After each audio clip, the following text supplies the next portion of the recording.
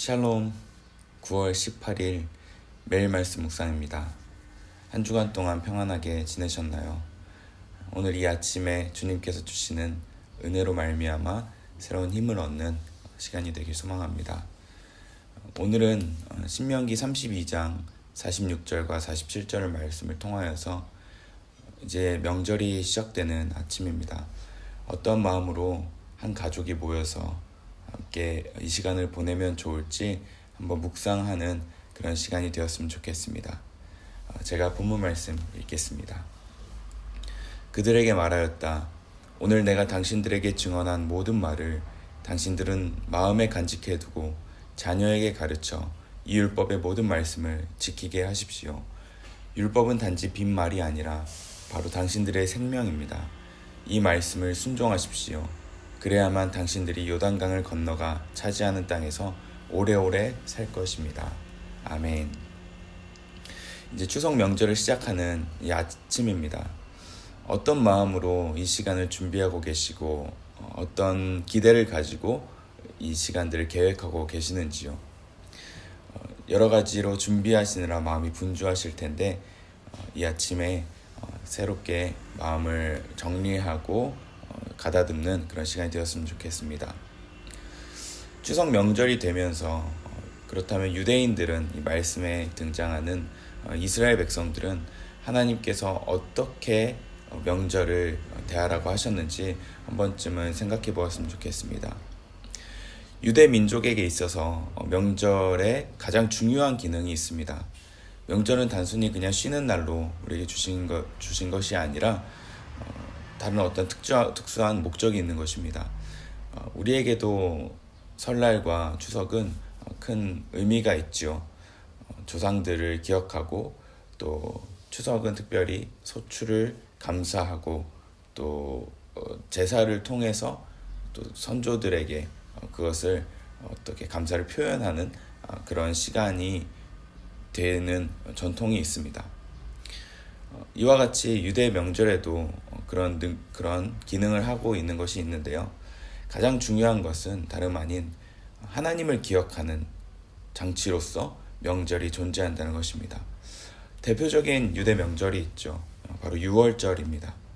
유월절이 어떤 명절입니까?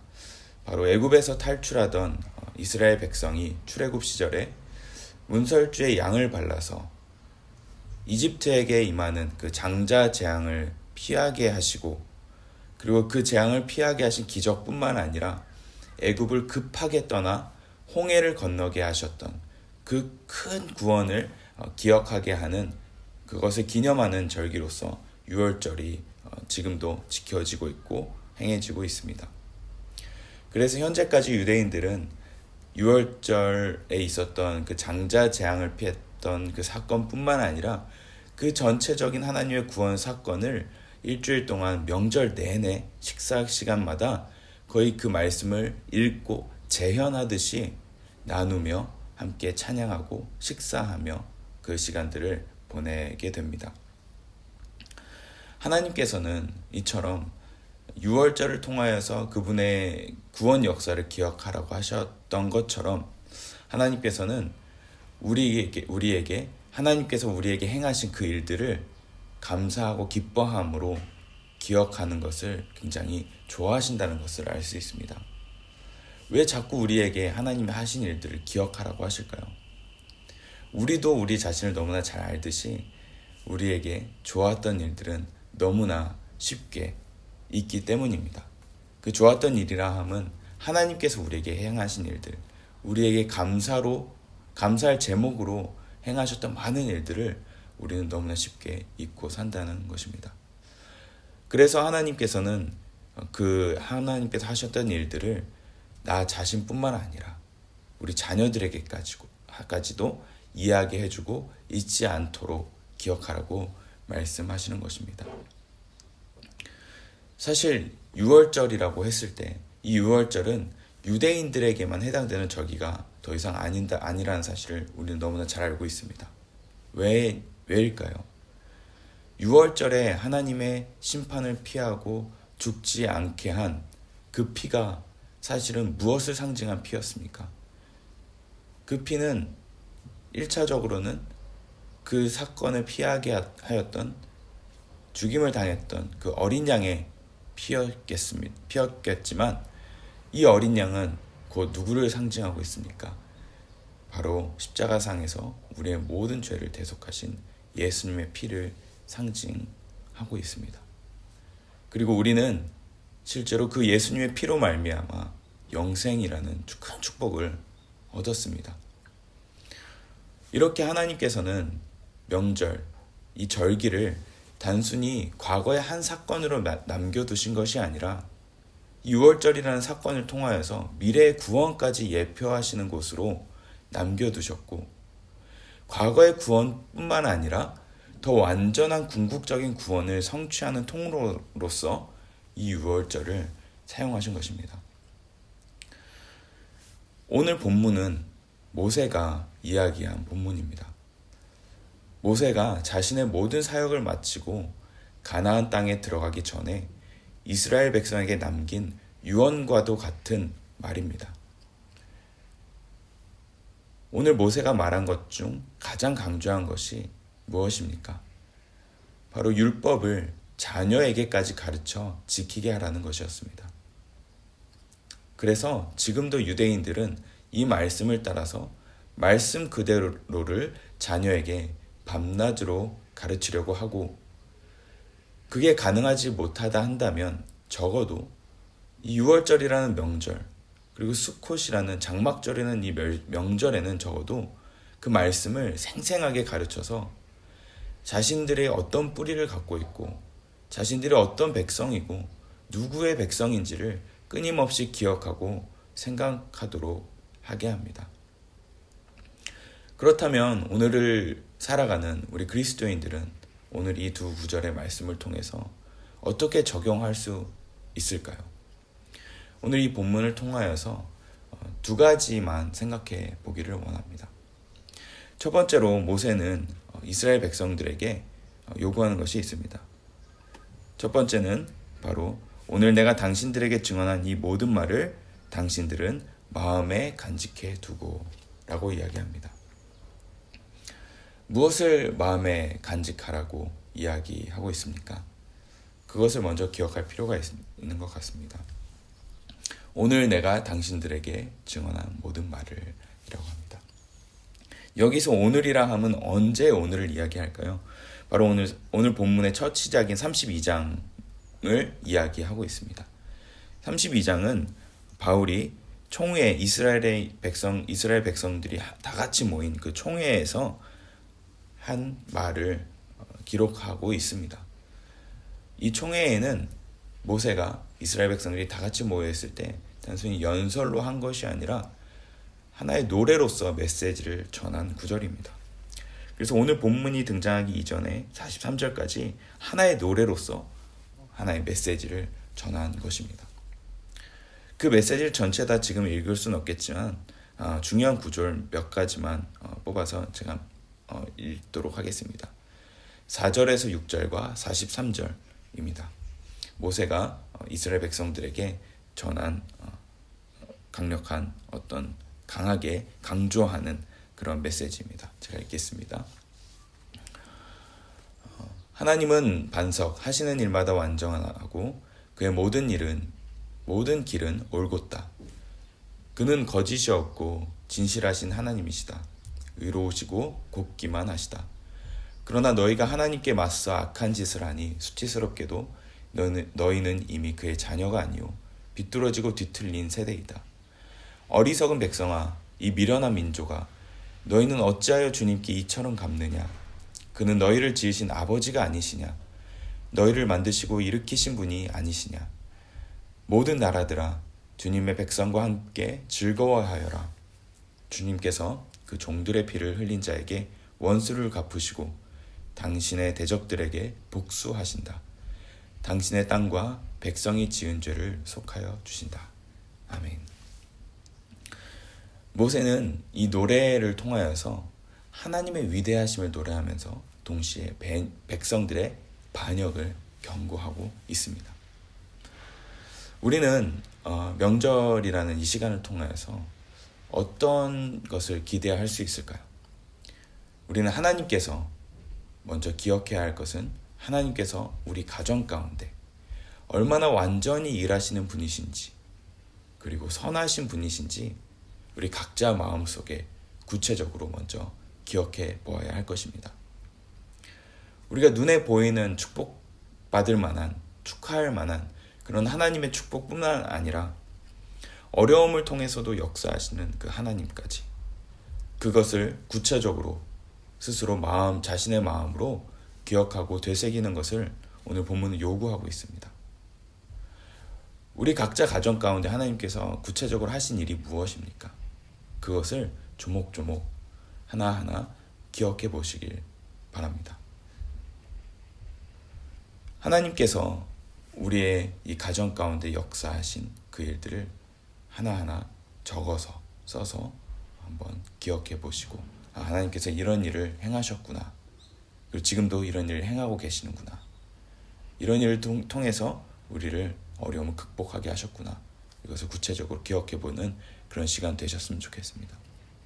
이뿐만 아니라 오늘 방금 읽어드린 이 32장의 내용 중에는 이런 내용도 있습니다. 우리의 연약함, 나의 반역에도 불구하고 하나님께서는 우리의 모든 원수를 갚으시고 복수하시고, 심지어는 나의 죄악과 연약함은 하나님께서 용서하시고 덮어주신 것을 기억하라고 말하고 있습니다. 이것 또한 역시 한번 적어서 써서 기억해 보셨으면 좋겠습니다. 나를 힘들게 하였던 어떠한 사건들, 누군가 힘들게 했던 어떤 사람들, 하나님께서 그들을 어떻게 보응하셨는지, 그리고 나의 연약함, 나의 어쩔 수 없는 나의 죄악들까지도 하나님께서 어떻게 용서하여 주시고 새로운 기회를 주고 계시는지, 그것을 기억하는 시간이 되셨으면 좋겠습니다. 그러므로 먼저 우리 각자의 마음속에 하나님께서 우리 가정 가운데 구체적인 것들, 구체적으로 역사하신 것들을 정리하면서 곰곰이 생각해 보아야 하는 것입니다. 내가 먼저 마음에 새기지 않는다면 누군가에게 전할 수 없을 것입니다. 그러므로 마음속에, 그 마음에 가득히 하나님께서 하신 일들이 찰 때까지 기도해 보시고 묵상해 보시는 그런 시간 가지셨으면 좋겠습니다. 그 다음으로 모세는 이 율법을 자녀에게 가르쳐 지키게 하라고 이야기하고 있습니다. 먼저 내 마음에 그것을 간직했다면 그 다음으로 그 율법을 가르쳐 지키게 하도록 이야기하고 있는 것입니다. 여기서 이야기하는 자녀는 우리 육신의 자녀뿐만 아니라 우리 가정에서 나 이외의 모든 사람을 이야기하는 것이라고 생각할 수 있습니다. 개인적으로는 우리 가정을 통해서 하시는 하나님의 일을 마음에 간직했다면 이제는 나를 포함하여 우리 모든 가족 구성원들이 가정 안에서 하나님의 뜻을 성취하고 지켜야 하는 것을 찾고 나누어야 할 것입니다. 그리고 그 하나님의 뜻에 따라서 우리 가정이 하나가 되어서 함께 섬기는 공동체가 되도록 서로 독려해야 할 것입니다. 여기서 오해하지 말아야 할 것은 모세가 말한 율법이란 용어를 다시 한번 생각해 보았으면 좋겠습니다. 여기서 율법이라는 것은 어떤 행동 강령을 이야기하는 것 이상으로 그 어떤 정신을 포함하는 이야기입니다.